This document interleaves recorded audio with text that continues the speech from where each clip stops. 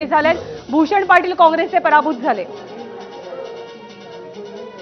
तर मुंबई दक्षिण मध्यमध्ये राहुल शेवाळे विद्यमान खासदार पराभवाचा फटका, तर अनिल देसाई शिवसेना ठाकरे गटाचे उमेदवार विजयी झाले। विशाल पाटलांनी मगाशी सर्वांचे आभार मानले। हेमलता पाटील आपल्या सोबत आहे। तुमची एक छोटी कमेंट जाणून घ्यायची आहे की विशाल पाटलांच्या विजयाचा आनंद होतोय का रुखरुखही मनात आहे ऑफिशियली उमेदवारी देऊ शकलो नाही म्हणून?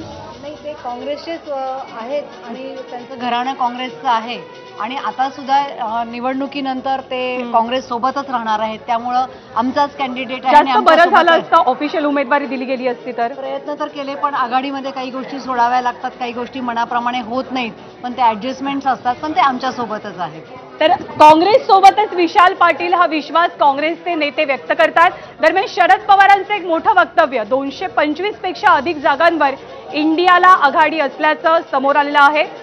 कोल्हापूरमधनं आपले प्रतिनिधी विजय केसरकर सध्या आपल्या सोबत आहेत। विजय, कोल्हापूरचा निकाल, कोल्हापूरचा जल्लोष हा अख्ख्या महाराष्ट्रामध्ये लक्षवेधी जल्लोष आहे जो सध्या सुरू आहे पाठीमागे, काय चित्र आहे? गुलालाची पूर्णपणे उधळण, रस्ते गुलाबी झाल्याचं दिसतंय कोल्हापूरमध्ये।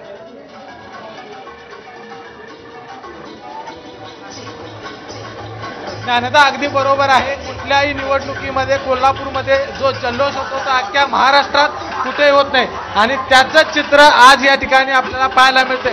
कारण कोल्हापूर लोकसभा मतदारसंघाचे शाहू महाराज हे जवळपास त्यांचा विजय निश्चित झालेला आहे। 1 लाखापेक्षा जास्तचं लीड आहे ते त्यांना मिळालेलं आहे आणि म्हणूनच सतेज पाटील यांच्या कार्यालयाच्या बाहेर हे सगळे कार्यकर्ते आहेत ते खूप मोठ्या संख्येने सहभागी झालेत आणि जल्लोष आहे तो सुरू केलेला आहे। सतेज पाटील यांचा महत्वाचा वाटा या सगळ्या विजयामध्ये होता आणि म्हणूनच सतेज पाटील यांच्या या कार्यालयाबाहेर सगळे कार्यकर्ते आहेत ते थांबलेले आपल्याला दिसत आहेत।